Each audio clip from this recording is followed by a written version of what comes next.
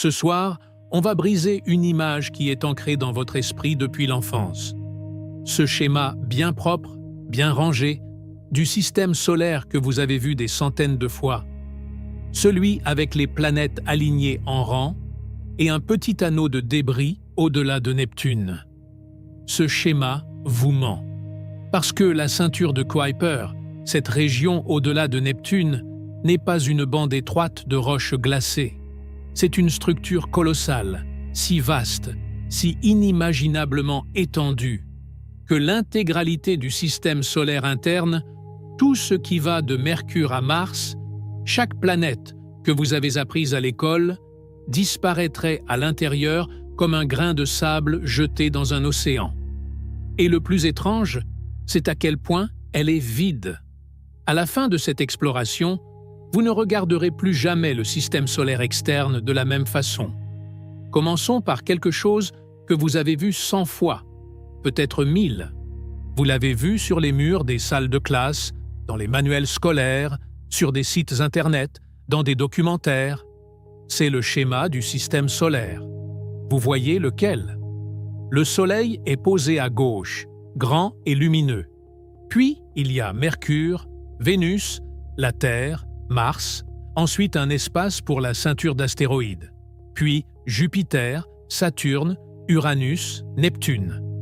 Tout est aligné proprement, à peu près régulièrement espacé, avec peut-être un peu plus de place entre les planètes extérieures. Et puis, au-delà de Neptune, il y a parfois une petite bande dessinée, un mince anneau de débris étiqueté « ceinture de Kuiper ». Ça ressemble à une version légèrement plus large de la ceinture d'astéroïdes, une modeste bande de matière glacée juste après la dernière planète. Rien de très spectaculaire, rien qui vous ferait vous arrêter pour y réfléchir à deux fois. Cette image est l'une des représentations les plus trompeuses de toute l'éducation scientifique. Elle n'est pas fausse dans le sens où elle montre les planètes dans le bon ordre. C'est le cas. Mercure est vraiment la plus proche du Soleil. Neptune est vraiment la planète la plus éloignée. La ceinture de Kuiper se trouve vraiment au-delà de Neptune. Tout cela est exact. Mais les proportions, l'espacement, l'échelle de tout dans ce schéma sont si catastrophiquement comprimés que ça vous donne une idée complètement fausse de ce à quoi le système solaire ressemble réellement. Et nulle part cette distorsion n'est plus extrême qu'avec la ceinture de Kuiper. La ceinture de Kuiper n'est pas une mince bande de débris. Ce n'est pas un modeste anneau juste après Neptune. C'est une structure absolument énorme, une région de l'espace si vaste qu'elle fait paraître le système solaire planétaire familier, la partie avec toutes les planètes que vous avez apprises à l'école, minuscule en comparaison. Et ce soir, on va comprendre pourquoi. Mais pour ça, il faut commencer par les distances. Les vraies distances. Pas les distances comprimées et écrasées de ce schéma de salle de classe, mais les distances physiques réelles qui séparent les objets de notre système solaire. Parce que tant que vous ne comprenez pas ces distances, vous ne pouvez pas apprécier ce que la ceinture de Kuiper est réellement. Commençons par quelque chose que vous connaissez déjà, la distance de la Terre au Soleil. Cette distance est d'environ 150 millions de kilomètres. Les astronomes utilisent cette distance si souvent qu'ils lui ont donné un nom spécial, une unité astronomique ou une unité astronomique. C'est le mètre étalon du système solaire. Quand les astronomes disent que quelque chose est à 5 unités astronomiques du Soleil, ils veulent dire que c'est 5 fois la distance Terre-Soleil. 10 unités astronomiques signifient 10 fois cette distance. C'est un raccourci pratique parce que les chiffres bruts en kilomètres deviennent très vite impossibles à manipuler.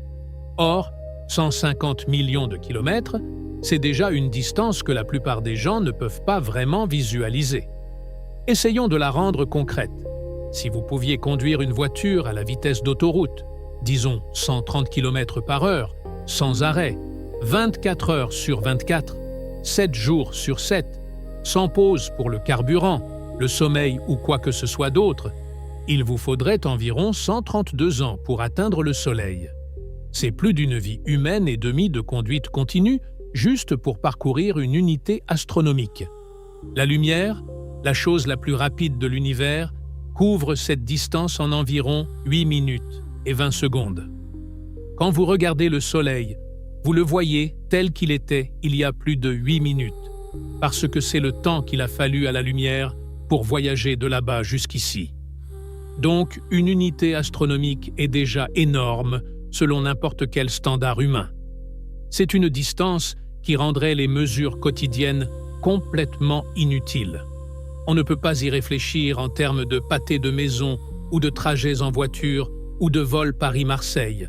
C'est dans une catégorie entièrement différente. Maintenant, allons plus loin. Mars orbite à environ 1,5 unités astronomiques du Soleil. Jupiter, la première des planètes géantes, orbite à environ 5,2 unités astronomiques. Ça signifie que Jupiter est déjà, grosso modo, 5 fois plus loin du Soleil que la Terre. C'est un saut significatif. La distance du Soleil à Jupiter est d'environ 780 millions de kilomètres. À la vitesse d'autoroute, il vous faudrait environ 685 ans pour y arriver. Saturne est à environ 9,5 unités astronomiques du Soleil. Uranus est à environ 19,2 unités astronomiques. Et Neptune, la planète la plus éloignée, orbite à environ 30 unités astronomiques du Soleil. Faisons une pause ici, parce que 30 unités astronomiques est un chiffre important. C'est là que la partie familière du système solaire se termine effectivement, et que la ceinture de Kuiper commence. 30 unités astronomiques, c'est environ 4,5 milliards de kilomètres du Soleil. C'est 30 fois la distance Terre-Soleil. Si vous pouviez d'une manière ou d'une autre conduire à la vitesse d'autoroute du Soleil à Neptune, il vous faudrait plus de 3900 ans. 3900 ans de conduite non-stop. La construction de la cathédrale Notre-Dame de Paris a commencé il y a environ 860 ans. La fondation de Marseille par les Grecs remonte à environ 2600 ans. Vous auriez pu commencer à conduire vers Neptune quand les Phocéens fondaient Massalia, et il vous resterait encore plus d'un millénaire de route avant d'arriver. Même la lumière, voyageant à 300 000 km par seconde, met plus de 4 heures pour voyager du Soleil à Neptune. Quand la sonde Voyager 2 de la NASA est passée devant Neptune en 1989, elle voyageait depuis 12 ans, depuis son lancement en 1977, utilisant des assistances gravitationnelles de Jupiter et Saturne pour accumuler de la vitesse en chemin. 12 ans de voyage spatial, juste pour atteindre l'orbite de Neptune. Donc, la distance du Soleil à Neptune, ces 30 unités astronomiques, est déjà vertigineuse. La plupart des gens, même ceux qui sont raisonnablement connaisseurs en matière d'espace, ne saisissent pas pleinement à quel point Neptune est loin. Ce n'est pas juste un peu plus loin que Saturne ou Uranus. C'est dans une zone complètement différente du système solaire, une région glaciale et sombre où la lumière du Soleil est 900 fois plus faible que sur Terre. Si vous vous teniez sur Neptune et que vous regardiez en arrière vers le Soleil apparaîtrait comme une simple étoile très brillante. Vous pourriez encore la distinguer des autres étoiles, mais elle ne ressemblerait pas au disque flamboyant que vous voyez depuis la Terre. Ce serait un point lumineux. Brillant, oui, mais un point. C'est ça, 30 unités astronomiques. Maintenant, c'est ici que tout change. C'est ici que le schéma sur le mur de la salle de classe commence à s'effondrer complètement. Parce que la ceinture de Kuiper ne commence pas à 30 unités astronomiques pour s'étendre juste un peu plus loin, peut-être jusqu'à 35 ou 40 unités astronomiques, comme les schémas semblent le suggérer. La ceinture de Kuiper classique principale s'étend d'environ 30 unités astronomiques jusqu'à approximativement 50 unités astronomiques du Soleil. C'est une largeur radiale d'environ 20 unités astronomiques. Répétons-le parce que c'est crucial. La région classique principale de la ceinture de Kuiper couvre environ 20 unités astronomiques de distance radiale. 20 unités astronomiques. C'est 20 fois la distance de la Terre au Soleil. La largeur de la ceinture de Kuiper seule représente à peu près les 2/3 de la distance totale du Soleil à Neptune. Si vous placez le Soleil à une extrémité et Neptune à l'autre sur 30 unités astronomiques, la ceinture de Kuiper classique s'étendrait encore sur 20 unités astronomiques au-delà. La largeur de la ceinture est comparable à la distance du Soleil jusqu'à bien au-delà d'Uranus. Réfléchissez à ce que cela signifie. Tout ce que vous considérez comme le système solaire, Mercure, Vénus, la Terre, Mars, la ceinture d'astéroïdes, Jupiter, Saturne, Uranus, Neptune, tout cela tient dans 30 unités astronomiques. La ceinture de Kuiper prolonge ça de 20 unités astronomiques supplémentaires, rien que dans sa région classique. En d'autres termes, la ceinture de Kuiper n'est pas une pensée après coup. Ce n'est pas une note de bas de page au bord du système solaire. C'est une structure dont l'étendue radiale est du même ordre que le système solaire planétaire tout entier. Si la région planétaire est la ville où vous habitez, la ceinture de Kuiper n'est pas une clôture autour du bord. C'est une autre ville, presque aussi large, assise juste au-delà de la vôtre. Et 20 unités astronomiques, c'est juste la ceinture classique. Quand on inclut la région plus large de la ceinture de Kuiper, les objets éparpillés, les populations détachées, les objets en diverses résonances orbitales avec Neptune, l'étendue effective des objets de la ceinture de Kuiper va encore plus loin. Certains objets associés aux bords extérieurs de la population de la ceinture de Kuiper ont des orbites qui les emportent bien au-delà de 100 unités astronomiques. Mais même en restant uniquement sur la ceinture classique de 30 à 50 unités astronomiques, on parle déjà d'une région qui éclipse ce que la plupart des gens imaginent. Convertissons ça en distance réelle pour rendre les choses tangibles. 20 unités astronomiques, c'est environ 3 milliards de kilomètres. Si vous deviez traverser la largeur de la ceinture de Kuiper à la vitesse d'autoroute, 130 km/h, il vous faudrait environ 2600 ans. La chute de l'Empire romain d'Occident a eu lieu il y a environ 1550 ans. Il aurait fallu avoir commencé à conduire plus de 1000 ans avant la chute de Rome, juste pour traverser la largeur de cette seule région du système solaire. La lumière met environ 2 heures et 46 minutes pour traverser 20 unités astronomiques. Essayons une autre comparaison. La distance de la Terre à Mars à son approche la plus proche est d'environ 55 millions de kilomètres. La largeur de la ceinture de Kuiper, 20 unités astronomiques, c'est environ 55 fois cette distance. Pensez à quel point Mars semble loin quand on parle d'y envoyer des astronautes. Le voyage prendrait environ 7 à 9 mois, avec la technologie actuelle de fusée. Les agences spatiales du monde entier, y compris le CNES et l'ESA, considèrent une mission habitée vers Mars comme l'un des projets d'ingénierie les plus ambitieux jamais entrepris par l'humanité. Et la ceinture de Kuiper est 55 fois plus large que cette distance au plus proche. Voici encore une autre façon de ressentir cette échelle. Quand New Horizons, la sonde la plus rapide jamais lancée depuis la Terre à l'époque, a quitté la Terre en janvier 2006 en direction de Pluton, elle voyageait à environ 58 000 km/h par rapport à la Terre. Même à cette vitesse prodigieuse, après avoir reçu une assistance gravitationnelle de Jupiter, qui a encore augmenté sa vitesse, il a fallu à New Horizons 9 ans et demi pour atteindre Pluton. Pluton orbite à environ 39 unités astronomiques, ce qui le place à l'intérieur de la ceinture de Kuiper, pas à son bord extérieur. Pluton se trouve grosso modo dans la région intérieure à moyenne de la ceinture classique. Le bord extérieur de la ceinture classique, à 50 unités astronomiques, est encore 11 unités astronomiques, plus loin que Pluton.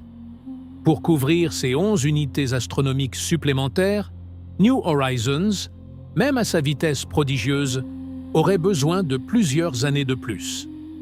La sonde continue actuellement de filer vers l'extérieur à travers la ceinture de Kuiper.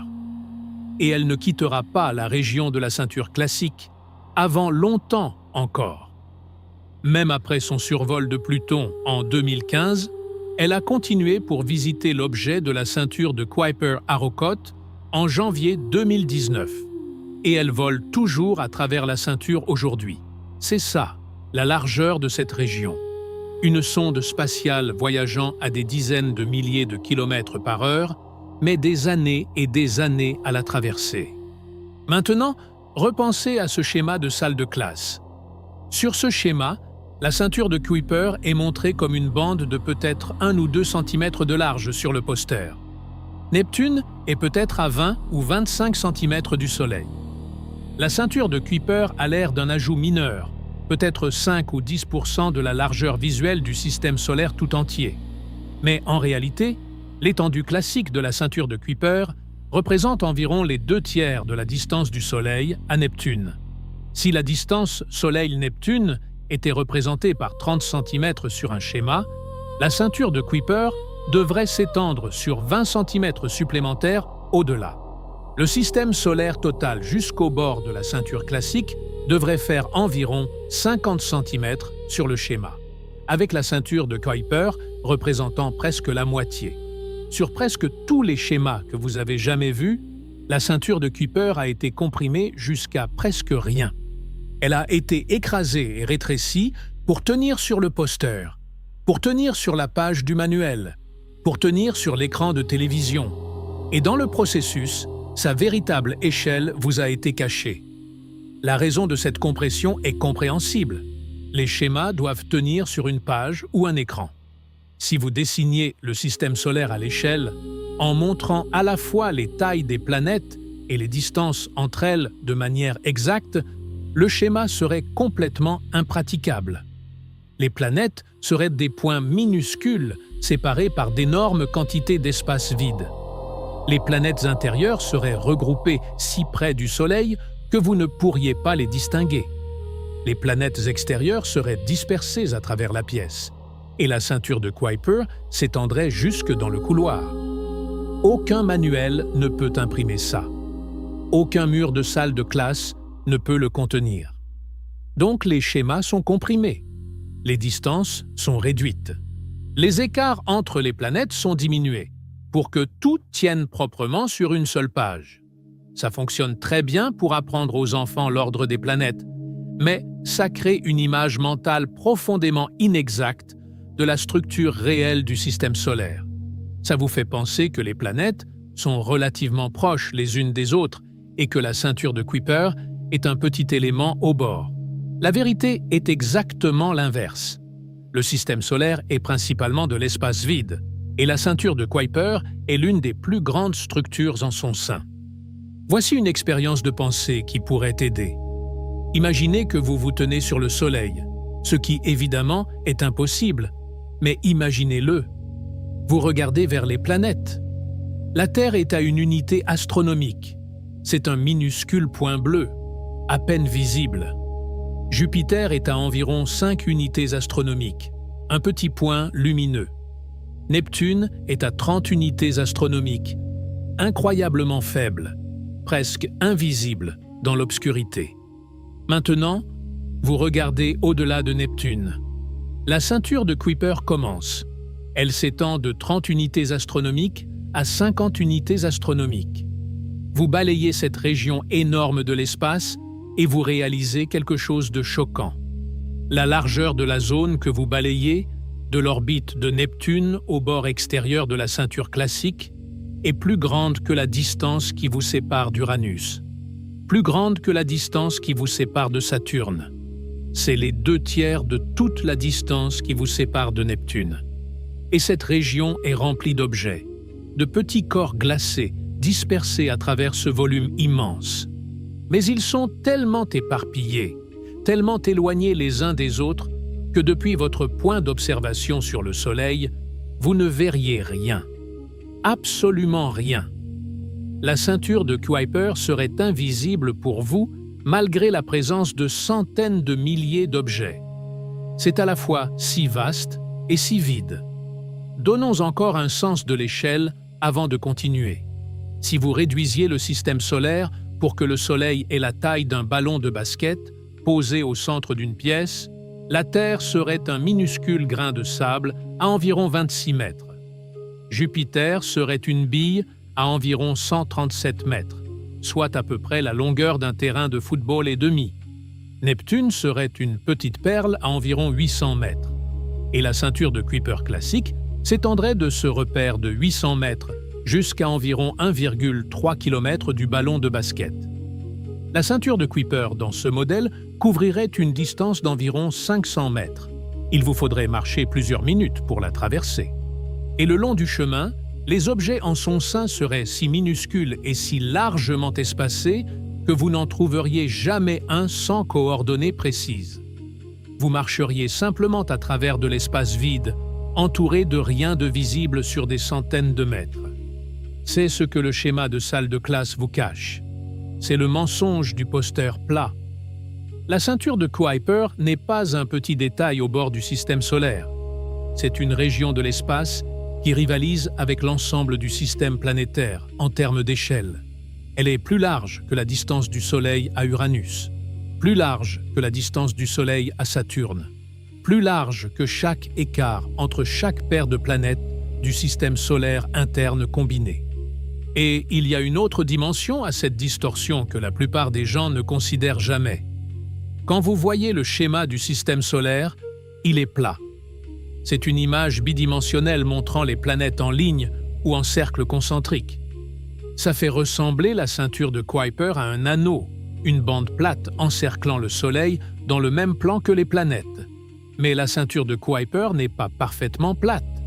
Beaucoup de ces objets ont des orbites inclinées par rapport au plan des planètes, parfois de manière significative.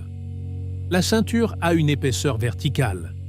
Elle gonfle au-dessus et en dessous du plan de l'écliptique, lui donnant une structure tridimensionnelle, plus proche d'un gros beignet que d'un disque fin. Le vrai ceinture de Kuiper occupe un volume d'espace, pas juste une surface. Et ce volume est absolument colossal. Le volume total d'espace à l'intérieur des limites classiques de la ceinture de Kuiper, de 30 à 50 unités astronomiques, en tenant compte de son étendue verticale, se mesure en centaines de milliers de milliards d'unités astronomiques cubes. C'est un nombre si grand qu'il n'a aucune signification intuitive. Mais voici une comparaison qui pourrait aider. Le volume d'espace à l'intérieur de l'orbite de Neptune, l'espace qui contient le Soleil et toutes les planètes, est d'environ 113 000 unités astronomiques cubes si on le modélise comme une sphère.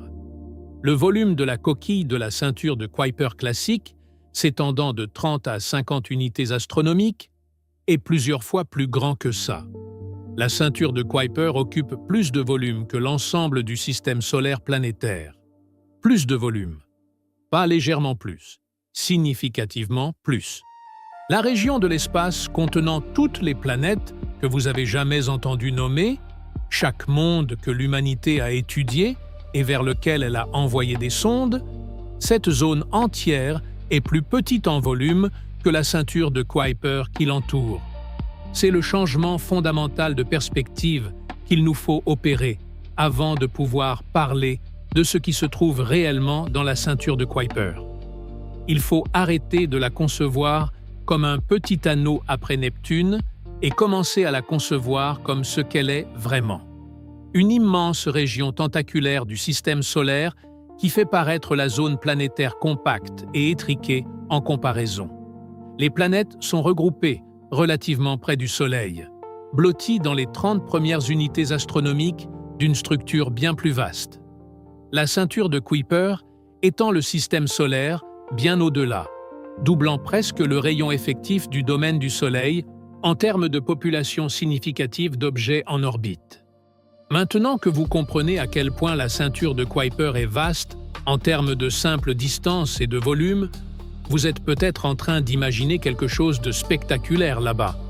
Peut-être que vous visualisez un champ dense de blocs glacés, dérivant dans l'obscurité, tassés ensemble comme des galets dans le lit d'une rivière. Peut-être que vous pensez à quelque chose comme la ceinture d'astéroïdes dans les films, où les vaisseaux spatiaux doivent esquiver et zigzaguer entre des morceaux de débris qui remplissent l'écran d'un bord à l'autre. Si c'est ce que vous imaginez, il faut laisser cette image disparaître complètement, parce que la réalité de la ceinture de Kuiper est presque l'opposé de cette image. La ceinture de Kuiper est de façon écrasante, vertigineuse, presque incompréhensiblement vide. Les astronomes estiment que la ceinture de Kuiper contient quelque chose comme 100 000 objets de plus de 100 km de diamètre. 100 km, c'est à peu près la distance de Paris à Orléans. On parle donc d'objets de la taille de petites régions, 100 000 d'entre eux dispersés à travers la ceinture. En plus de ça, il y a probablement des millions d'objets dans la gamme de 1 à 100 km et possiblement des milliers de milliards de corps plus petits. Des fragments glacés de quelques mètres, voire quelques centimètres de large. Des vestiges de la formation du système solaire il y a 4,5 milliards d'années. Ces chiffres semblent impressionnants. 100 000 gros objets, des millions de moyens, des milliers de milliards de petits. On dirait que la ceinture de Kuiper devrait être bondée. On dirait qu'il devrait y avoir des objets partout où l'on regarde. Mais rappelez-vous ce que nous avons établi à propos du volume de cette région. La ceinture de Kuiper s'étend de 30 à 50 unités astronomiques du Soleil. Elle a une épaisseur verticale de plusieurs unités astronomiques au-dessus et en dessous du plan des planètes. Le volume total d'espace qu'elle occupe se mesure en centaines de milliers de milliards d'unités astronomiques cubes. Et une unité astronomique, c'est 150 millions de kilomètres. Une unité astronomique cube est un cube de 150 millions de kilomètres de côté. Le volume dont on parle est si vaste que même des milliers de milliards d'objets dispersés dedans seraient séparés par des distances énormes. Mettons des chiffres là-dessus pour que ça devienne réel. Si vous prenez le nombre estimé d'objets significatifs de la ceinture de Kuiper, ceux de plus de quelques kilomètres de diamètre, et que vous les répartissez uniformément à travers le volume de la ceinture classique, la distance moyenne entre objets voisins s'élève à grosso modo des dizaines de millions de kilomètres. Pas des milliers de kilomètres, pas des centaines de milliers de kilomètres, des dizaines de millions de kilomètres. L'objet de la ceinture de Kuiper le plus proche de n'importe quel autre objet est en moyenne plus éloigné que la distance de la Terre à Mars, à son approche la plus proche. Pensez à ce que cela signifie pour une sonde spatiale traversant la ceinture. Quand New Horizons est passée à travers la ceinture de Kuiper, elle n'a eu besoin d'esquiver quoi que ce soit. Il n'y avait rien à esquiver. La sonde a traversé des milliards de kilomètres d'espace essentiellement vide, ne rencontrant rien à moins d'être spécifiquement pointée vers une cible. Trouvez Arrokoth, le petit objet de la ceinture de Kuiper que New Horizons a visité en 2019, a nécessité des années de recherche avec le télescope spatial Hubble, juste pour identifier une cible convenable qui se trouvait assez proche de la trajectoire de New Horizons. Même alors, la sonde a dû effectuer des corrections de trajectoire précises pour atteindre sa cible. Si New Horizons avait simplement volé droit devant sans viser quoi que ce soit en particulier, elle aurait pu traverser l'intégralité de la ceinture de Kuiper classique sans jamais s'approcher d'un seul objet assez grand pour être vu. C'est fondamentalement différent de ce que la plupart des gens imaginent quand ils entendent le mot « ceinture ». La ceinture d'astéroïdes entre Mars et Jupiter souffre du même problème de perception publique. Les films montrent la ceinture d'astéroïdes comme un champ dense de roches tournoyantes qu'il faut naviguer avec soin.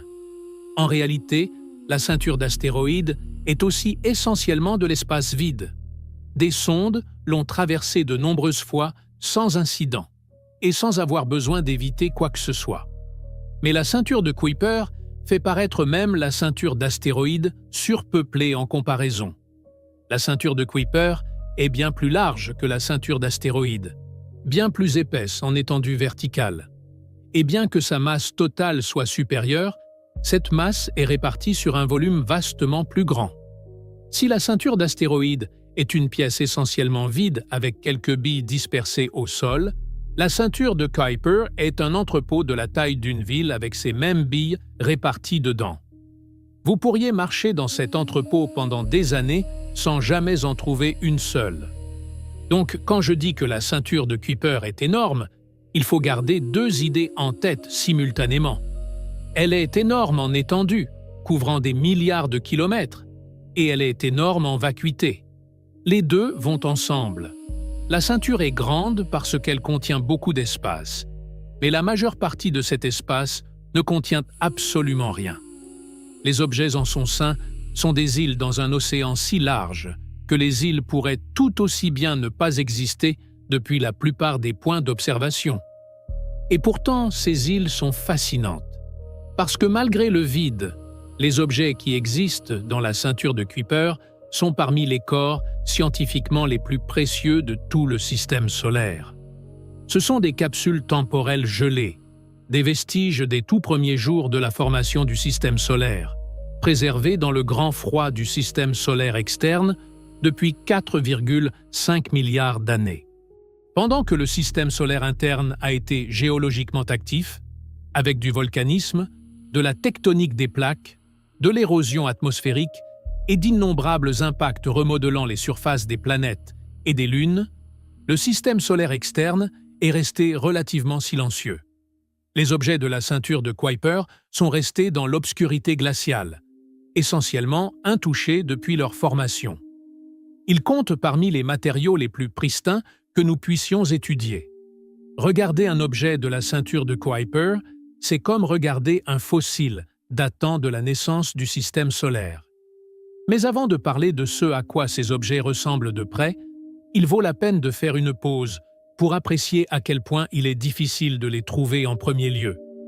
Parce que le vide et l'éloignement de la ceinture de Kuiper ne la rendent pas seulement clairsemée, ils la rendent presque invisible depuis la Terre. Détecter des objets de la ceinture de Kuiper est l'un des défis les plus minutieux de l'astronomie observationnelle. Pensez à ce à quoi nous avons affaire. Ces objets sont à des milliards de kilomètres du Soleil. Ils reçoivent presque pas de lumière solaire. À 40 unités astronomiques, l'intensité de la lumière du Soleil est 1600 fois plus faible que sur Terre. La faible lumière qui atteint un objet de la ceinture de Kuiper, seule une infime fraction rebondit vers nous. Ce ne sont pas des corps brillants et réfléchissants. Beaucoup d'entre eux sont couverts de composés organiques rougeâtres sombres, qui absorbent la majeure partie de la lumière qui les frappe. Le résultat est que même un grand objet de la ceinture de Kuiper, quelque chose de plusieurs centaines de kilomètres de diamètre, apparaît depuis la Terre comme un point de lumière incroyablement faible. Bien trop faible pour être vu à l'œil nu, trop faible même pour la plupart des télescopes amateurs. Seuls les plus grands télescopes professionnels au monde, équipés de caméras ultrasensibles et opérés dans des conditions idéales, peuvent les détecter. Et les détecter n'est que le premier problème. Le second est de les distinguer de tout le reste dans le ciel. La seule façon de les identifier est par leur mouvement. Les étoiles sont si loin qu'elles apparaissent fixes en place sur des échelles de temps humaines. Un objet de la ceinture de Kuiper, en revanche, est assez proche pour se déplacer très légèrement par rapport au fond stellaire au cours des heures ou des jours, alors qu'il orbite autour du Soleil. Mais ce mouvement est incroyablement lent. Les astronomes doivent prendre de multiples images du même morceau de ciel, séparées par des heures ou des nuits, puis les comparer pixel par pixel, cherchant n'importe quoi qui aurait bougé ne serait-ce que légèrement. C'est ainsi que le premier objet de la ceinture de Kuiper, au-delà de Pluton, a été découvert. En 1992, les astronomes David Jewitt et Jane Lu cherchaient depuis des années, photographiant avec une patience infinie des portions de ciel proches du plan de l'écliptique et comparant des images prises différentes nuits à la recherche de faibles points de lumière qui bougeaient. Nuit après nuit, année après année, ils ne trouvaient rien. La recherche exigeait une patience et un dévouement énormes, parce que les chances de pointer son télescope exactement au bon endroit pour attraper l'un de ces objets faibles, épars et se déplaçant lentement étaient incroyablement basses. Quand ils ont finalement détecté 1992 QB1, c'était une minuscule tache qui avait bougé très légèrement entre les expositions. Ça ne ressemblait pas à grand-chose, mais c'était le premier membre confirmé d'une vaste population qui allait remodeler notre compréhension du système solaire. Aujourd'hui encore, avec des télescopes bien plus puissants, des caméras numériques sophistiquées et des logiciels de détection automatisés capables de scanner des millions de pixels à la recherche d'objets en mouvement, découvrir de nouveaux objets de la ceinture de Kuiper reste difficile. Nous en avons catalogué quelques milliers jusqu'ici, mais les astronomes estiment que cela ne représente qu'une petite fraction de la population totale. La vaste majorité reste non découverte, trop faible, trop lointaine, ou dans des parties du ciel que nous n'avons pas encore sondées assez profondément. Des équipes du monde entier continuent de mener des relevés systématiques pour traquer ces fantômes glacés. Le relevé OSOS, l'Outer Solar System Origins Survey, mené avec le télescope Canada-France-Hawaï sur le Mauna Kea, auquel la communauté astronomique française contribue activement, a été particulièrement fructueux, découvrant des centaines de nouveaux objets et fournissant les données les plus précises jamais obtenues sur la distribution orbitale de la population au-delà de Neptune. Chaque année, de nouveaux objets sont ajoutés au catalogue. Mais la ceinture est si énorme et son contenu si faible qu'un recensement complet pourrait ne jamais être possible avec la technologie actuelle. De quoi ces objets sont-ils faits alors? Principalement de glace, mais pas seulement de glace d'eau. Les objets de la ceinture de Kuiper contiennent un mélange complexe de composés volatiles gelés. La glace d'eau est la plus commune, formant l'ossature structurelle de la plupart des objets. Mais superposée et mélangée à cette glace d'eau, on trouve du méthane gelé, de l'azote gelé, du monoxyde de carbone gelé, du dioxyde de carbone gelé, de l'ammoniac gelé et divers composés organiques, des molécules complexes à base de carbone qui se sont formées dans les confins froids de la nébuleuse solaire primordiale. La composition exacte varie d'un objet à l'autre, selon l'endroit où il s'est formé, comment il a été chauffé ou transformé au fil du temps et quelle collision il a subi. Mais en général, les objets de la ceinture de Kuiper sont des boules de neige sales. Ce sont des mélanges de glace, de roches et de matières organiques, gelées solides à des températures autour de moins 220 degrés Celsius. À ces températures, même des substances qui sont des gaz sur Terre, comme le méthane et l'azote, gèlent aussi dur que la roche. Cette composition riche en glace s'explique par l'endroit où ces objets se sont formés. Il y a 4,5 milliards d'années, le Soleil était entouré d'un vaste disque rotatif de gaz et de poussière. Près du Soleil, où les températures étaient élevées, seuls les matériaux rocheux et les métaux pouvaient survivre sous forme solide. C'est pourquoi les planètes intérieures, Mercure, Vénus, la Terre et Mars, sont rocheuses. Plus loin, où les températures descendent en dessous de certains seuils appelés lignes de gel, diverses glaces pouvaient survivre. Au-delà de la ligne de gel de l'eau pouvait exister sous forme de glace solide. Au-delà de la ligne de gel du méthane, le méthane pouvait geler. Au-delà de la ligne de gel de l'azote pouvait geler. La ceinture de Kuiper se trouve bien au-delà de toutes ces lignes de gel. C'est une région où essentiellement chaque composé volatile qui existait dans la nébuleuse solaire pouvait geler sous forme solide. C'est pourquoi les objets de la ceinture de Kuiper sont si riches en glace. Ils se sont formés dans une région où tout ce qui pouvait geler a effectivement gelé.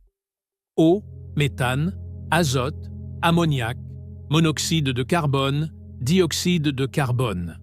Tout cela s'est condensé hors du gaz de la nébuleuse et s'est accumulé sur de minuscules grains qui se sont progressivement agglomérés par des collisions douces, construisant des corps de plus en plus grands au fil de millions d'années. Ce processus, appelé accrétion, est la façon dont tous les planètes et petits corps du système solaire se sont formés. Mais dans la ceinture de Kuiper, le processus était plus lent et moins efficace que plus près du Soleil.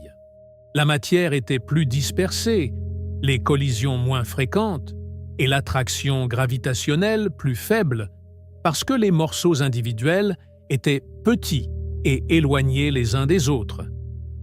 En conséquence, la ceinture de Kuiper n'a jamais formé de grandes planètes. Elle a produit une vaste population de petits à moyens corps glacés, dont les plus grands sont les planètes naines, mais dont la plupart sont bien plus petits. L'objet le plus célèbre de la ceinture de Kuiper est de loin Pluton. Pendant 76 ans, de sa découverte en 1930 à sa reclassification en 2006, Pluton était considéré comme la 9e planète de notre système solaire. Quand l'Union astronomique internationale l'a reclassifié en planète naine, c'était controversé. Beaucoup de gens étaient attachés à Pluton en tant que planète. Mais la reclassification a eu lieu parce que les astronomes avaient découvert d'autres objets dans la ceinture de Kuiper de taille comparable à Pluton. Et il est devenu clair que Pluton n'était pas un objet unique orbitant seul au bord du système solaire. C'était le plus grand membre connu d'une vaste population de corps glacés similaires. Pluton orbite autour du Soleil à une distance moyenne d'environ 39,5 unités astronomiques. Son orbite est notablement elliptique, allant d'environ 29,7 unités astronomiques au plus proche du Soleil à environ 49,3 unités astronomiques au plus loin. Cela signifie que Pluton plonge en réalité à l'intérieur de l'orbite de Neptune pendant une partie de sa période orbitale de 248 années terrestres.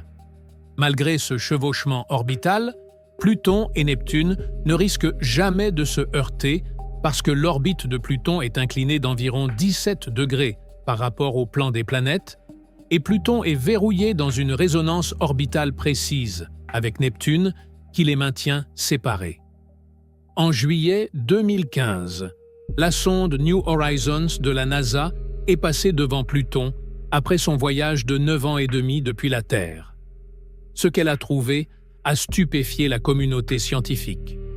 Pluton n'était pas la boule de glace morte et sans relief que beaucoup avaient attendu. C'était un monde complexe, géologiquement actif, avec une variété stupéfiante de terrains.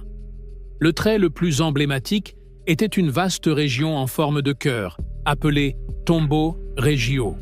Son lobe gauche, un immense bassin appelé Sputnik Planitia, est une plaine de glace d'azote couvrant une surface plus grande que la France métropolitaine. Cette plaine apparaissait remarquablement lisse, presque totalement dépourvue de cratères d'impact, ce qui disait aux scientifiques quelque chose d'extraordinaire. La surface devait être jeune. Sur un monde de 4,5 milliards d'années, une surface sans cratère signifie que quelque chose efface les cratères. Quelque chose renouvelle le terrain. Sputnik Planitia montrait des signes de convection. Un processus où la glace d'azote brasse lentement, la glace chaude remontant d'en dessous et la glace froide redescendant, recyclant progressivement la surface et effaçant les cratères au fil du temps. C'était de la géologie active sur un monde à des milliards de kilomètres du Soleil, à des températures assez froides pour geler l'azote solide. Les chercheurs du laboratoire de planétologie et géosciences de Nantes, impliqués dans l'analyse des données de New Horizons, ont contribué à comprendre ces processus de convection qui n'avaient jamais été observés sur un corps aussi distant. New Horizons a aussi révélé des montagnes imposantes sur Pluton. Des montagnes faites de glace d'eau s'élevant jusqu'à 3500 mètres d'altitude, comparable au sommet des Alpes.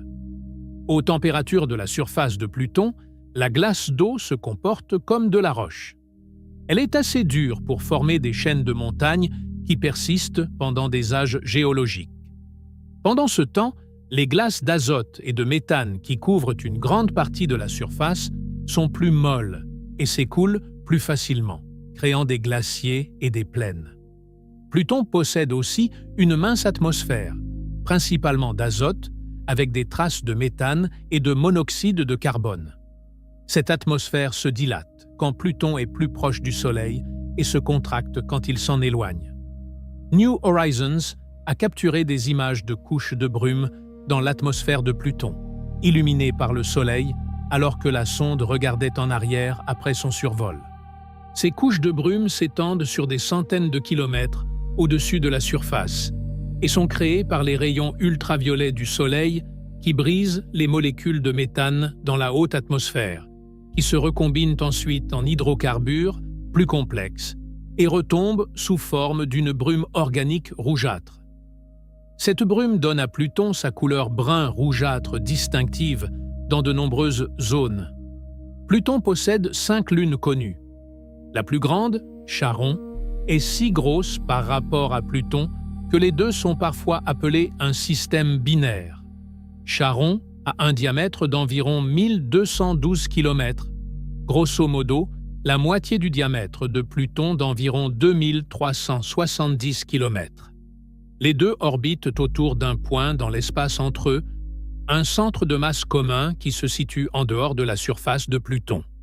La surface de Charon a montré ses propres surprises, notamment un système massif de canyons s'étendant sur une grande partie de la Lune et une calotte polaire rougeâtre que les scientifiques pensent être créée par du méthane s'échappant de l'atmosphère de Pluton, dérivant vers Charon, gelant sur les pôles froids, puis étant chimiquement transformé par le rayonnement ultraviolet en composé organique rougeâtre appelé tholins. Pluton n'est pas la seule planète naine dans la ceinture de Kuiper. Eris, découverte en 2005 par l'astronome Mike Brown et son équipe, a été la découverte qui a finalement déclenché la reclassification de Pluton. Eris orbite bien plus loin que Pluton, à une distance moyenne d'environ 68 unités astronomiques du Soleil, bien que son orbite fortement elliptique l'amène aussi près que 38 unités astronomiques et l'emporte aussi loin que 97 unités astronomiques. Eris est légèrement plus petite que Pluton en diamètre, environ 2326 km, mais elle est en réalité plus massive. Eris contient environ 27% de masse de plus que Pluton, concentrée dans un volume légèrement plus petit, ce qui la rend plus dense. Cette densité supérieure suggère qu'Eris contient une plus grande proportion de roches par rapport à la glace, comparée à Pluton. La surface d'Eris est couverte d'azote et de méthane gelé. Mais parce qu'elle passe la majeure partie de son orbite si loin du Soleil, son atmosphère, si elle en possède une, est presque certainement complètement gelée sur la surface. Makemake, découverte en 2005, orbite à environ 45,8 unités astronomiques du Soleil. Elle a un diamètre d'environ 1430 km, ce qui la rend environ 2/3 de la taille de Pluton. La surface de Makemake est couverte de méthane, d'éthane et possiblement d'azote gelé.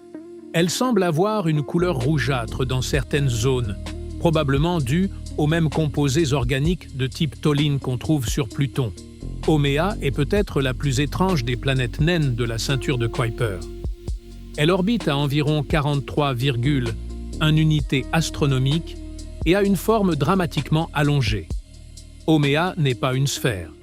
Elle ressemble davantage à un œuf ou à un ellipsoïde allongé, s'étirant sur environ 2320 km le long de son axe le plus long, mais seulement environ 1130 km le long du plus court. Cette forme inhabituelle est causée par sa rotation extrêmement rapide.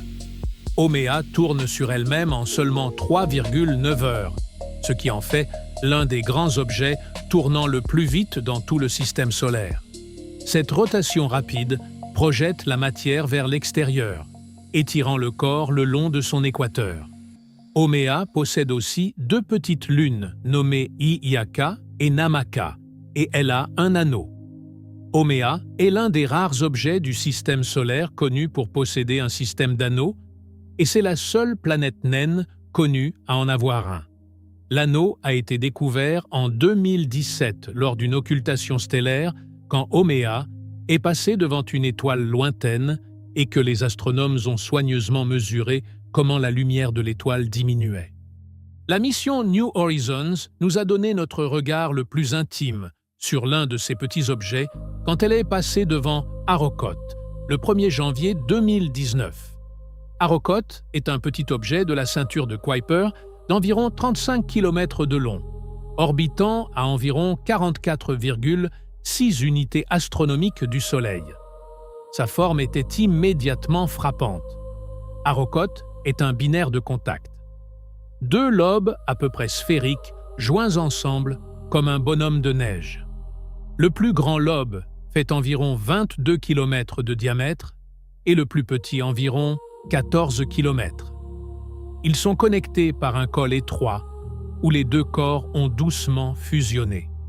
Cette forme a dit aux scientifiques quelque chose de remarquable sur la façon dont les objets se sont formés dans le système solaire externe. La fusion douce des 2 lobes d'Arrokoth suggère que la collision qui les a joints était très lente, probablement quelques kilomètres par heure seulement.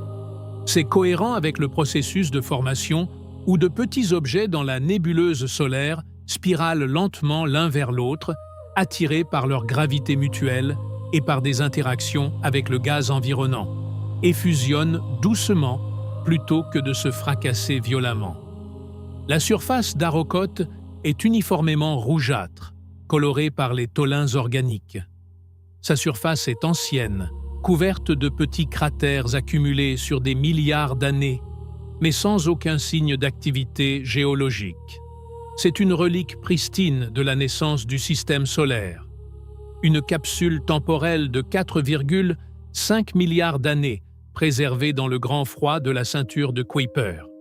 Le contraste entre Pluton et Arrokoth illustre quelque chose d'important sur la population de la ceinture de Kuiper. La ceinture contient une gamme énorme d'objets, des mondes assez grands pour avoir une géologie complexe, des atmosphères et des lunes, jusqu'à des fragments gelés minuscules qui n'ont pratiquement pas changé depuis la naissance du système solaire. La ceinture de Kuiper est donc énorme et elle est écrasément vide. Mais savoir ces 2 choses ne vous prépare toujours pas à ce qui vient ensuite, parce que la ceinture de Kuiper n'est pas un simple anneau uniforme de débris non plus. C'est une structure complexe, sculptée, tridimensionnelle, avec des populations distinctes, des lacunes, des concentrations et des familles orbitales. Le tout taillé par l'influence gravitationnelle d'une seule planète, Neptune. La ceinture de Kuiper réelle ne ressemble en rien à un disque plat de matériaux entourant le Soleil. Elle est désordonnée, elle est structurée, elle a des zones où les objets se regroupent et des zones presque vides. Certains objets orbitent en cercle net proche du plan des planètes. D'autres suivent des trajectoires follement allongées et inclinées qui les emportent loin au-dessus et en dessous du plan planétaire et loin vers l'intérieur et l'extérieur du Soleil. Et virtuellement, toute cette structure, chaque lacune, chaque concentration, chaque inclinaison orbitale, peut être retracée jusqu'aux empreintes gravitationnelles de Neptune.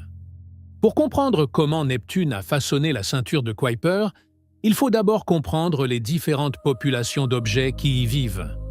Les astronomes ont identifié plusieurs groupes distincts basés sur leurs propriétés orbitales, et chaque groupe raconte une histoire différente. Le premier groupe, et le plus simple, est celui des objets classiques de la ceinture de Kuiper, parfois appelés Kubewanos.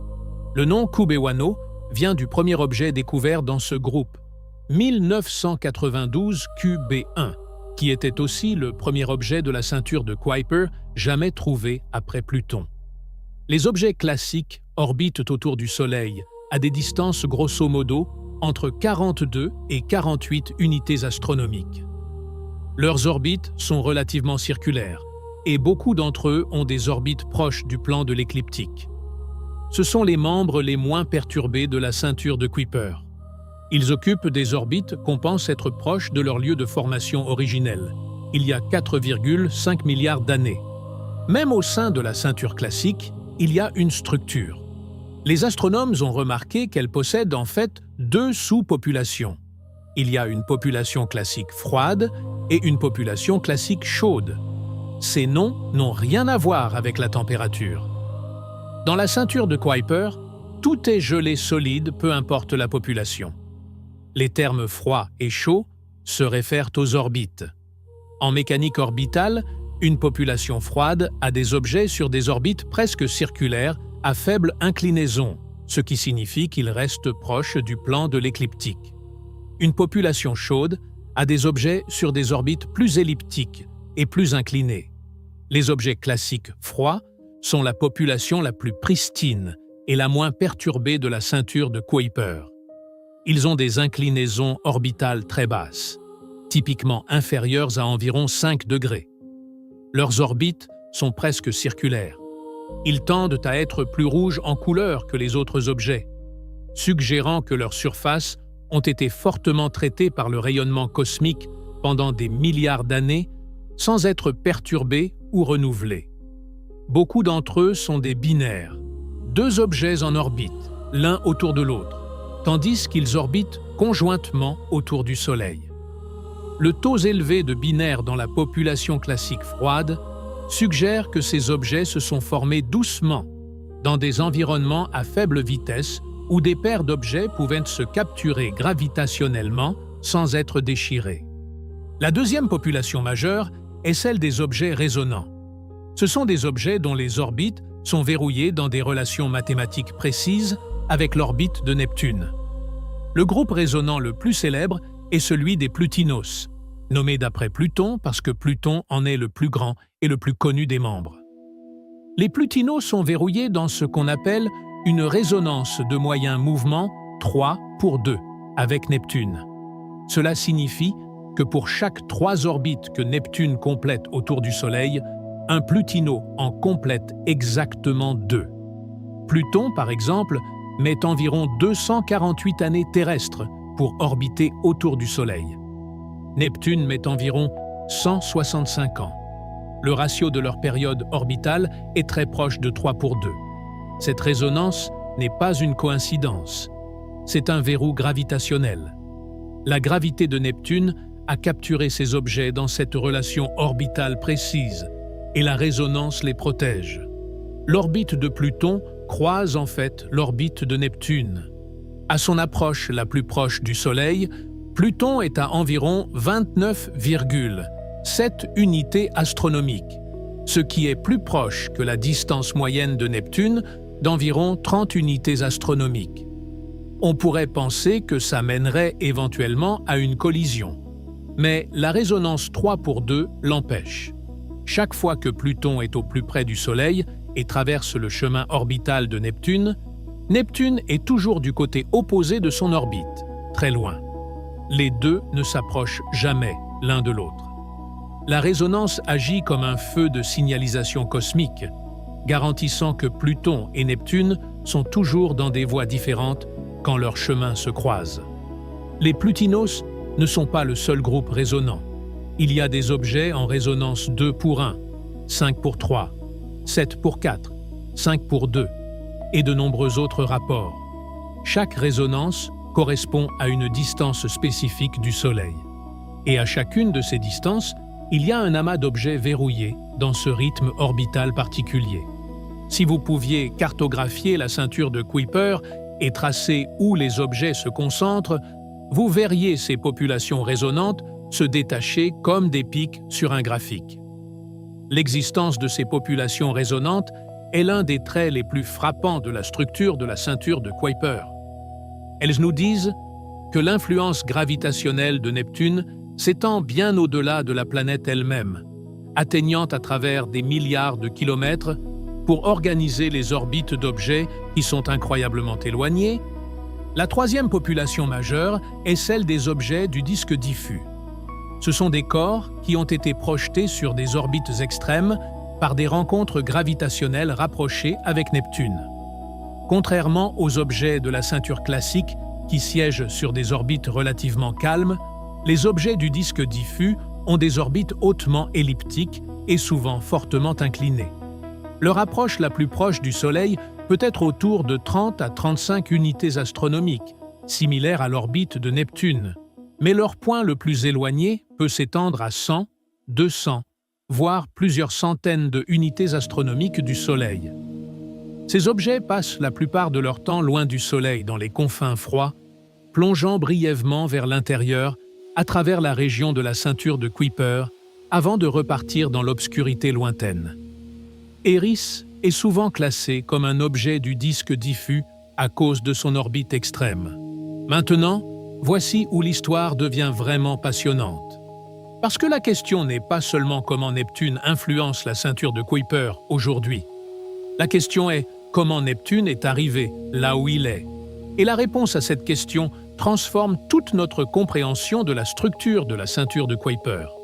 Pendant des décennies, les scientifiques supposaient que le système solaire avait toujours ressemblé grosso modo à ce qu'il est aujourd'hui. Les planètes se sont formées là où elles sont, la ceinture de Kuiper s'est formée au-delà de Neptune, et tout est resté à peu près dans la même configuration depuis 4,5 milliards d'années. Mais à la fin des années 1990 et au début des années 2000, cette image a volé en éclats grâce à une série de découvertes théoriques qui ont fondamentalement changé notre compréhension de l'histoire du système solaire. La percée est venue de simulations informatiques. Quand les scientifiques ont essayé de modéliser la formation de la ceinture de Kuiper, en supposant que Neptune avait toujours été à 30 unités astronomiques, les modèles ne fonctionnaient pas. Ils ne pouvaient pas reproduire la structure de la ceinture que nous observons réellement. L'idée clé est venue quand les scientifiques ont autorisé les planètes à se déplacer. Et si les planètes géantes ne s'étaient pas formées là où elles sont aujourd'hui? Et si elles s'étaient formées dans une configuration plus compacte, plus proches les unes des autres et plus proches du Soleil, puis avaient migré vers leurs positions actuelles au fil du temps? Quand les scientifiques ont lancé des simulations avec une migration planétaire, tout s'est mis en place.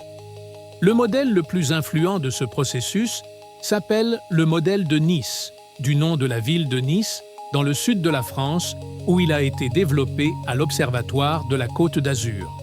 Des chercheurs français, notamment Alessandro Morbidelli et ses collègues, ont joué un rôle central dans l'élaboration de ce modèle qui a révolutionné notre compréhension de l'histoire du système solaire. Le modèle de Nice propose que les 4 planètes géantes, Jupiter, Saturne, Uranus et Neptune, se sont originellement formées dans un arrangement bien plus compact, toutes dans les 15 à 20 unités astronomiques du Soleil. Au-delà d'elles, se trouvait un disque massif de planétésimaux glacés, petits corps restants de la formation planétaire, s'étendant vers l'extérieur sur de nombreuses unités astronomiques. Ce disque contenait bien plus de masse que la ceinture de Kuiper actuelle, peut-être 35 à 50 fois la masse de la Terre. Au fil du temps, les interactions gravitationnelles entre les planètes et ce disque ont fait migrer les planètes. Jupiter, étant la plus massive, a bougé légèrement vers l'intérieur. Saturne, Uranus et Neptune se sont déplacés vers l'extérieur. Neptune, partant de peut-être 20 unités astronomiques, ou même plus près, a migré vers sa position actuelle à 30 unités astronomiques. En se déplaçant, la gravité de Neptune a labouré le disque de corps glacés comme un chasse-neige poussant la neige. Certains objets ont été capturés dans des résonances et poussés vers l'extérieur avec Neptune, surfant sur les vagues de son influence gravitationnelle. D'autres ont été dispersés sur des orbites folles. D'autres encore ont été éjectés du système solaire entièrement. Le processus était lent selon les standards humains, prenant des dizaines de millions d'années, mais violent selon les standards du système solaire. Cette migration explique parfaitement les populations résonantes. Quand Neptune s'est déplacé vers l'extérieur, ses zones de résonance ont bougé avec lui. Les objets qui se trouvaient à la bonne distance se sont fait attraper dans une résonance et emportés. La résonance 3/2, celle dans laquelle Pluton est verrouillé, a balayé le disque pendant la migration de Neptune. Pluton et les autres plutinos ont été capturés dans cette résonance pendant la migration et y sont restés verrouillés depuis. Ils ne se sont pas formés à 39 unités astronomiques. Ils y ont été placés par la marche de Neptune vers l'extérieur. La migration explique aussi les populations classiques chaudes et froides. Les objets classiques froids, avec leurs orbites calmes, circulaires et à faible inclinaison, sont pensés s'être formés sur place dans la région entre environ 42 et 47 unités astronomiques. Ils étaient déjà là, et la migration de Neptune ne les a pas trop perturbés parce que Neptune a cessé de migrer avant d'atteindre leur zone. Ce sont les survivants. Les objets classiques chauds, en revanche, étaient probablement à l'origine plus proches du Soleil et ont été dispersés ou poussés vers l'extérieur par la migration de Neptune. Leurs inclinaisons plus élevées et leurs orbites plus elliptiques sont les cicatrices de cette agitation gravitationnelle. La migration de Neptune explique aussi un puzzle sur la masse totale de la ceinture de Kuiper. La ceinture actuelle est étonnamment pauvre en masse. Sa masse totale estimée n'est que d'environ 1/10 de la masse de la Terre.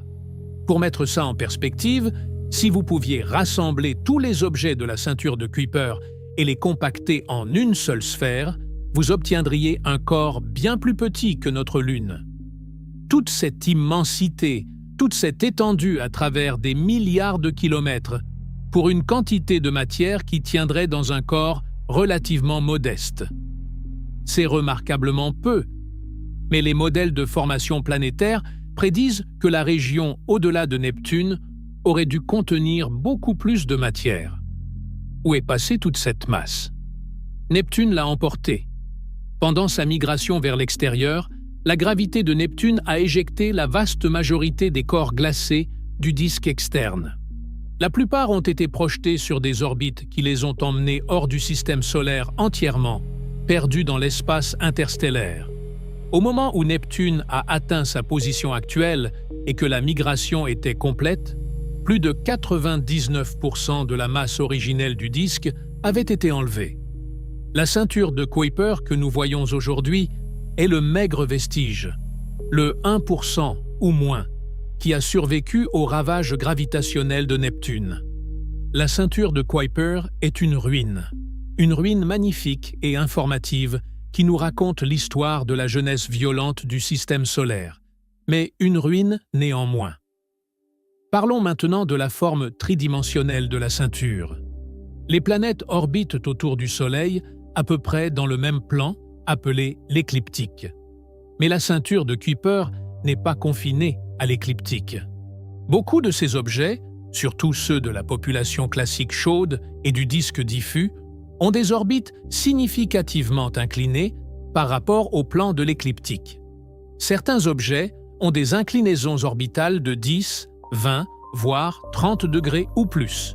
Cela signifie que leurs orbites les emportent loin au-dessus et en dessous du plan des planètes.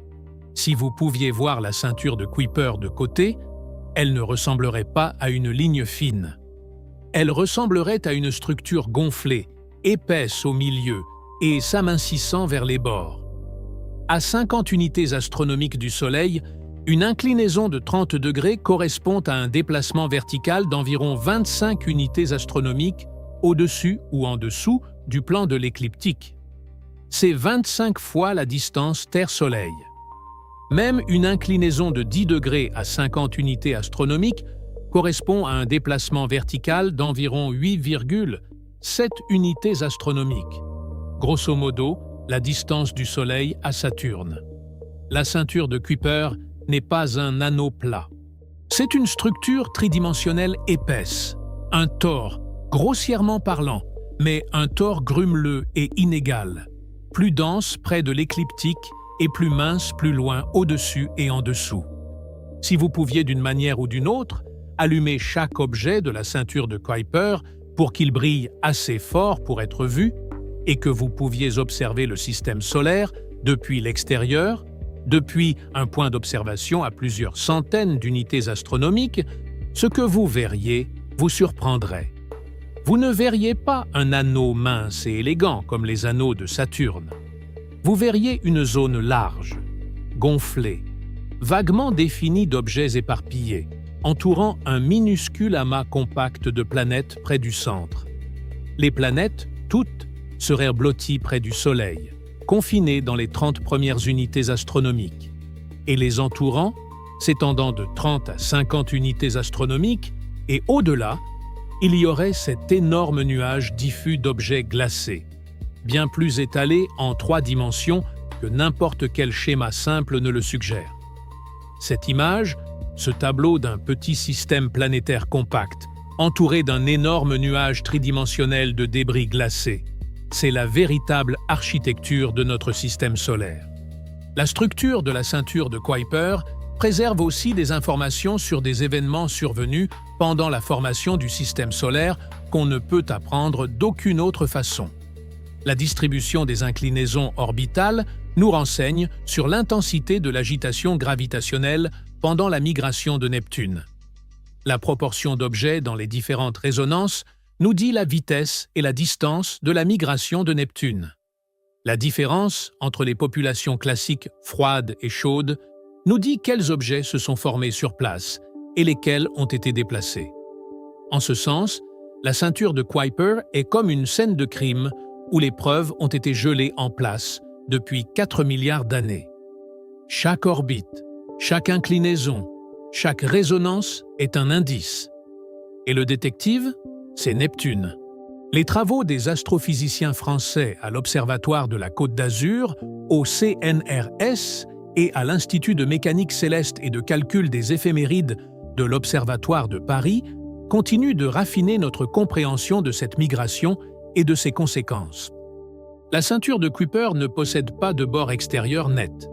Il n'y a pas de mur, pas de frontière, pas de coupure soudaine où les objets s'arrêtent et l'espace vide commence. Au lieu de ça, la ceinture classique s'amincit progressivement autour de 50 unités astronomiques. Mais des objets associés à la population plus large de la ceinture de Kuiper, surtout les objets du disque diffus, s'étendent bien plus loin. Certains ont des orbites qui les emmènent à 100 unités astronomiques. D'autres atteignent 200 unités astronomiques. Quelques-uns ont des orbites si allongées que leur point le plus éloigné du Soleil est à 500 unités astronomiques ou plus. Le disque diffus étant effectivement le domaine du Soleil en termes d'objets en orbite significatifs, bien au-delà de ce que la plupart des gens réalisent. Et même ces objets extrêmes ne sont pas les membres les plus distants de la famille gravitationnelle du Soleil. Entre le bord extérieur de la ceinture de Kuiper et le bord intérieur du nuage d'Oort, il existe une région qui est l'une des zones les plus mystérieuses et les moins comprises de tout notre système solaire. D'environ 50 unités astronomiques jusqu'à environ 2000 unités astronomiques, il y a un immense espace où nous ne savons presque rien de ce qui existe. Certains objets nous donnent des indices sur ce qui pourrait se cacher dans cette zone.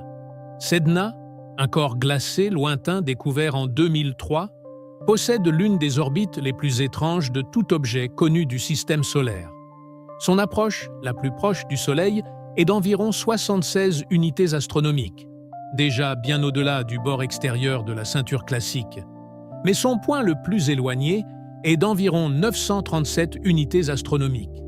Sedna met approximativement 11 400 années terrestres pour compléter une seule orbite.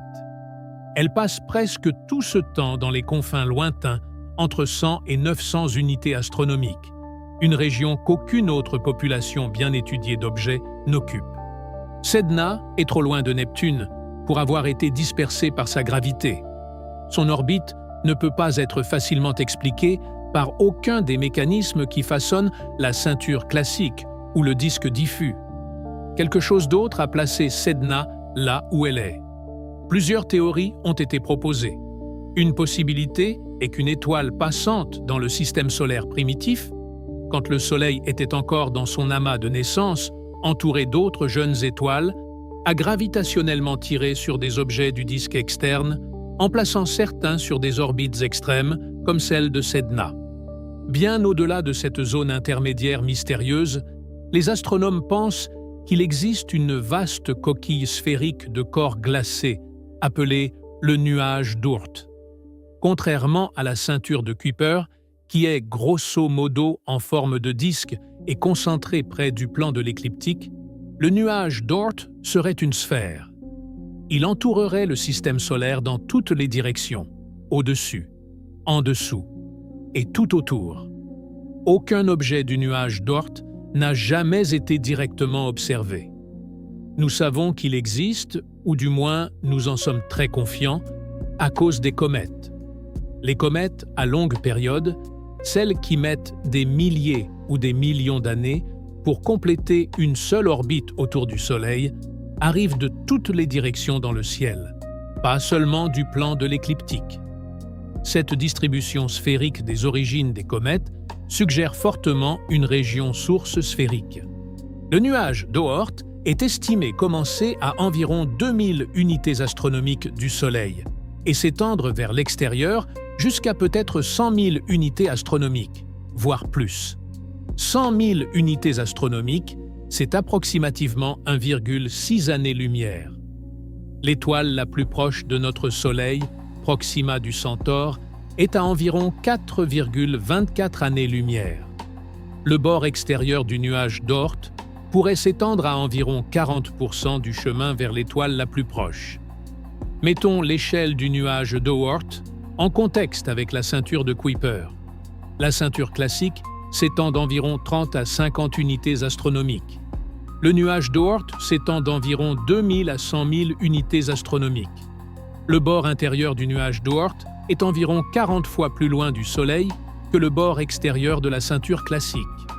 Et l'étendue radiale du nuage d'Oort, de 2000 à 100 000 unités astronomiques, fait environ 98 000 unités astronomiques. C'est presque 5000 fois la largeur de la ceinture de Kuiper classique. Si la ceinture classique était l'épaisseur d'une seule page dans un livre, le nuage d'Oort s'étendrait sur presque toutes les pages d'une très épaisse encyclopédie. Et tout comme la ceinture de Kuiper, le nuage d'Oort est écrasément vide.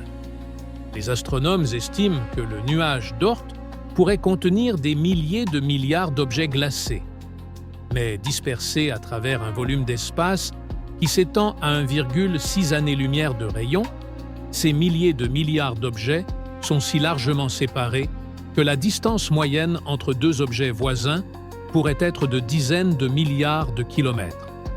Le nuage d'Oort fait paraître la ceinture de Kuiper surpeuplée. Quand on parle de la véritable échelle de la ceinture de Kuiper, il faut reconnaître qu'elle n'est qu'une couche dans un système bien plus vaste. C'est la première structure majeure au-delà de Neptune. Au-delà se trouve le disque diffus, s'étendant sur plusieurs centaines d'unités astronomiques. Au-delà du disque diffus se trouve la zone intermédiaire mystérieuse suggérée par des objets comme Sedna. Et au-delà de tout ça, le nuage d'Oort, s'étendant jusqu'à 100 000 unités astronomiques ou plus. Chaque couche est vastement plus grande que la précédente. Chaque couche est vastement plus vide. Et chaque couche est vastement plus difficile à observer. Mais, même si le nuage d'Oort éclipse la ceinture de Kuiper en taille, la ceinture de Kuiper occupe une place spéciale dans notre compréhension du système solaire. Elle est assez proche pour que nous puissions effectivement observer ces objets avec des télescopes puissants. Nous pouvons mesurer leurs orbites, étudier leur composition et même y envoyer des sondes. Notre système solaire n'est pas le seul à posséder une ceinture de débris dans ses confins extérieurs. Les astronomes ont détecté des disques de débris autour de nombreuses autres étoiles. Des anneaux de poussière et de glace qui luisent faiblement en lumière infrarouge. Ces disques de débris sont analogues à notre ceinture de Kuiper. L'un des exemples les plus célèbres est le disque de débris autour de l'étoile Fomalhaut, à environ 25 années-lumière de la Terre. Ce disque a été imagé directement par le télescope spatial Hubble en 2004. Un autre exemple bien connu est le disque de débris autour de Beta Pictoris, à environ 63 années-lumière.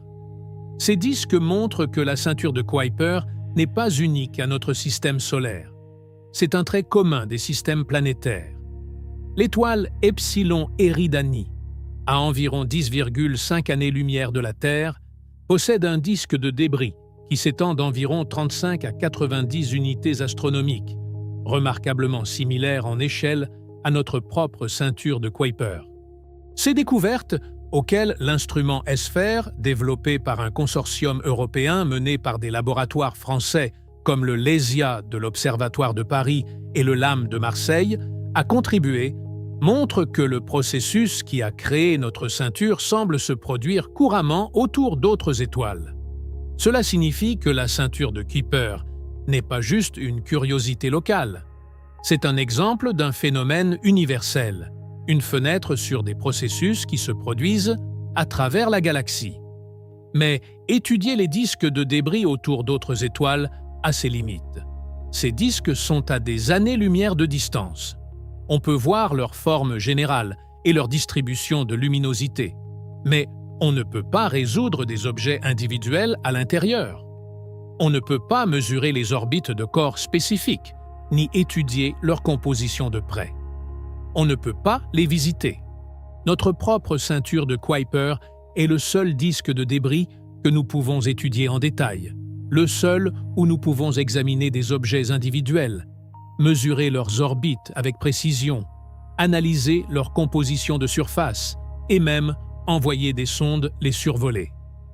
Tout ce que nous apprenons sur la ceinture de Kuiper enrichit notre compréhension des disques de débris en général et par extension, notre compréhension de la façon dont les systèmes planétaires à travers la galaxie se forment et évoluent. L'observatoire Vera C. Rubin, dont les opérations scientifiques complètes sont attendues dans les années à venir, mènera le Legacy Survey of Space and Time, un relevé du ciel sur 10 ans qui augmentera dramatiquement le nombre d'objets connus de la ceinture de Kuiper. Les estimations actuelles suggèrent que nous connaissons quelques milliers d'objets. L'observatoire Rubin devrait en découvrir des dizaines de milliers de plus, possiblement plus de 40 000, élargissant considérablement notre recensement de la ceinture. De futures missions spatiales pourraient aussi s'aventurer dans la ceinture de Kuiper. New Horizons continue de voler vers l'extérieur à travers la ceinture, bien que ses instruments soient limités et que son alimentation électrique décline lentement. Des concepts ont été proposés pour des missions dédiées à la ceinture de Kuiper, notamment un orbiteur de Pluton qui l'étudierait en détail sur une période prolongée plutôt que le bref survol qu'a accompli New Horizons. Un tel orbiteur emporterait des spectromètres avancés pour cartographier la composition de la surface de Pluton en fin détail, des instruments radars pour sonder sous les plaines gelées et des caméras haute résolution capables d'imager des détails de quelques mètres. Le défi est le temps. Même avec une propulsion avancée, un orbiteur de Pluton mettrait 15 à 20 ans pour atteindre sa cible. C'est un engagement qui couvre des carrières entières. Les scientifiques qui conçoivent la mission pourraient prendre leur retraite avant que la sonde n'arrive. Cela demande une vision et une patience qui transcendent les cycles de financement habituels. D'autres propositions incluent des missions vers Eris, Makemake, Haumea ou les objets de taille intermédiaire qui n'ont jamais été visités du tout. Chaque objet que nous visitons dans la ceinture de Kuiper révèle de nouvelles surprises. Pluton était bien plus complexe que prévu. Arrokoth était une relique pristine qui a transformé notre compréhension de la formation des petits corps. La prochaine cible, quelle qu'elle soit, nous surprendra presque certainement à nouveau. L'Agence spatiale européenne et le CNES étudient également des concepts de mission vers le système solaire externe, s'appuyant sur l'expertise française en instrumentation spatiale qui a contribué à tant de missions d'exploration planétaire, de Rosetta à Cassini-Huygens. Il y a aussi un intérêt croissant pour ce que la ceinture de Kuiper peut nous dire sur la possibilité de planètes non découvertes dans le système solaire externe. Au cours de la dernière décennie, les astronomes ont remarqué que plusieurs objets extrêmement distants de la ceinture de Kuiper et du disque diffus ont des orbites étrangement alignées. Leurs orbites se regroupent de façon qui serait statistiquement improbable si elles étaient distribuées aléatoirement. Quand les astronomes Konstantin Batygin et Mike Brown ont publié l'analyse de ce regroupement en 2016, ils ont proposé que l'explication la plus plausible était une planète d'environ 5 à 10 fois la masse de la Terre, orbitant autour du Soleil à une distance de plusieurs centaines d'unités astronomiques sur une orbite allongée et inclinée. Ce monde hypothétique, que les médias ont rapidement baptisé Planète 9, mettrait entre 10 000 et 20 000 années terrestres pour compléter une seule orbite. L'idée est fascinante mais profondément controversée. Si le regroupement est réel, Planète 9 serait une découverte remarquable. Une nouvelle planète majeure dans notre propre système solaire, cachée dans l'obscurité au-delà de la ceinture de Kuiper. Si Planète 9 n'existe pas, alors quelque chose d'autre doit expliquer les motifs orbitaux. L'observatoire Vera C. Rubin pourrait régler la question une fois pour toutes. Prenons du recul et réfléchissons à ce que tout cela signifie. Nous avons commencé avec un schéma de salle de classe, une image plate, nette, comprimée du système solaire qui montre la ceinture de Kuiper comme une fine bande de débris au bord. Et nous avons découvert que cette image est profondément fausse. La ceinture de Kuiper n'est pas une fine bande. C'est une énorme structure tridimensionnelle, gravitationnellement sculptée, qui rivalise avec l'ensemble du système solaire planétaire en échelle. Sa région classique couvre 20 unités astronomiques, environ les 2/3 de la distance du Soleil à Neptune. Son volume total dépasse celui de l'espace contenant toutes les planètes. Ces objets vont de minuscules cailloux gelés à des planètes naines assez grandes pour avoir des atmosphères, des lunes et une géologie active. Et sa structure encode l'histoire de la migration de Neptune et du réarrangement violent du système solaire externe survenu il y a des milliards d'années. Au-delà de la ceinture classique, le disque diffus étend la population de corps glacés à plusieurs centaines d'unités astronomiques. Au-delà du disque diffus, des objets comme Sedna suggèrent une population cachée dans la vaste zone inexplorée, s'étendant sur des milliers de unités astronomiques. Et au-delà de tout ça, le nuage d'Oort, une coquille sphérique hypothétique, mais presque certainement réelle, de milliers de milliards d'objets glacés, s'étend à 100 000 unités astronomiques, presque à mi-chemin de l'étoile la plus proche. Chacune de ces couches est vastement plus grande que la précédente, et chacune est vastement plus vide. Le système solaire ne s'arrête pas à Neptune. Il ne s'arrête pas à Pluton. Il ne s'arrête même pas au bord extérieur de la ceinture de Kuiper. Il s'étend, dans un sens gravitationnel significatif, sur près de 2 années-lumière dans toutes les directions.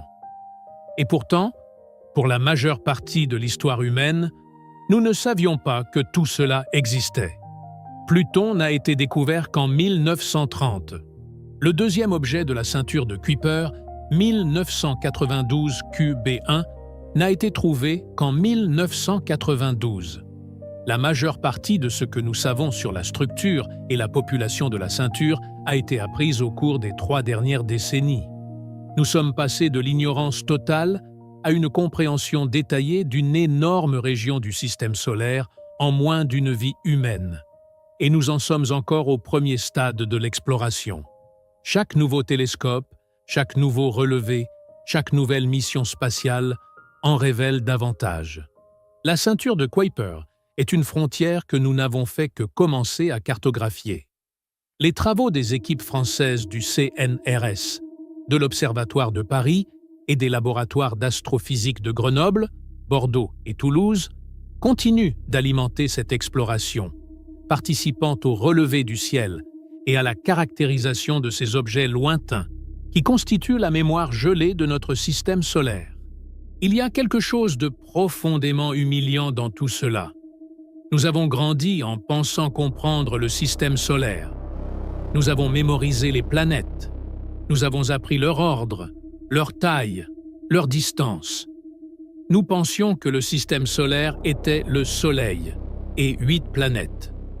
Et nous pensions qu'il était relativement compact, une chose gérable qui tenait sur un poster une structure que nous pouvions appréhender.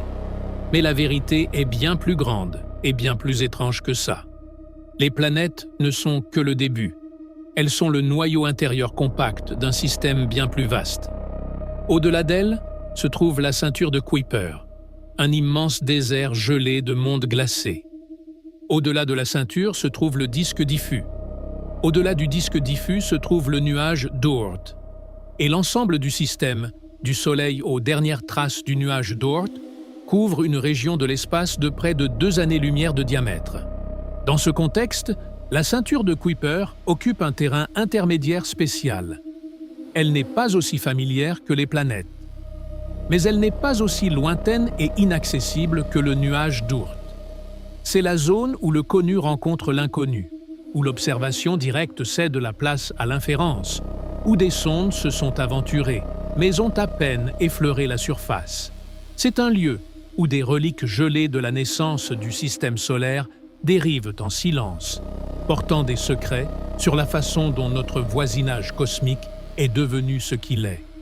La prochaine fois que vous verrez ce schéma de salle de classe, celui avec les planètes alignées proprement et un mince anneau après Neptune, souvenez-vous de ce que vous avez appris ce soir. Ce mince anneau est un mensonge.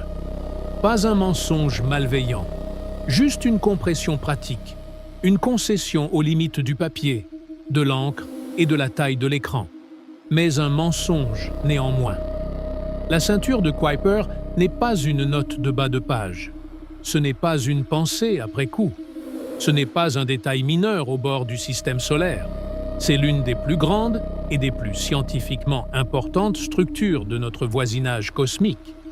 C'est un vaste et clairsemé archive gelée qui s'étend sur des milliards de kilomètres, sculpté par la gravité d'un géant de glace migrateur, peuplé de mondes allant de minuscules cailloux gelés à des planètes naines complexes, avec des montagnes, des glaciers et des atmosphères. Elle occupe plus de volume que tout l'espace contenant les planètes combinées. Et ce n'est que la couche la plus intérieure d'un système encore plus vaste de corps glacés qui s'étend presque à mi-chemin de l'étoile la plus proche. C'est la véritable échelle de la ceinture de Kuiper. Pas un anneau, pas une bande, pas une ligne. Un immense désert tridimensionnel de mondes gelés, éclipsant le système solaire familier que la plupart des gens imaginent quand ils pensent à notre place dans l'espace. Les planètes ne sont que le début. La ceinture de Kuiper est l'endroit où le système solaire révèle sa véritable taille. Et le plus remarquable de tout est peut-être ceci. Nous sommes la première génération d'humains à le savoir. Pendant toute l'histoire de l'humanité, chaque civilisation, chaque culture, chaque astronome qui a jamais levé les yeux vers le ciel nocturne, depuis les astronomes babyloniens jusqu'aux observateurs de l'Observatoire de Paris au XVIIe siècle, aucun d'entre eux ne savait que cette région existait. Il a fallu attendre la fin du XXe siècle pour découvrir le premier objet de la ceinture de Kuiper, au-delà de Pluton.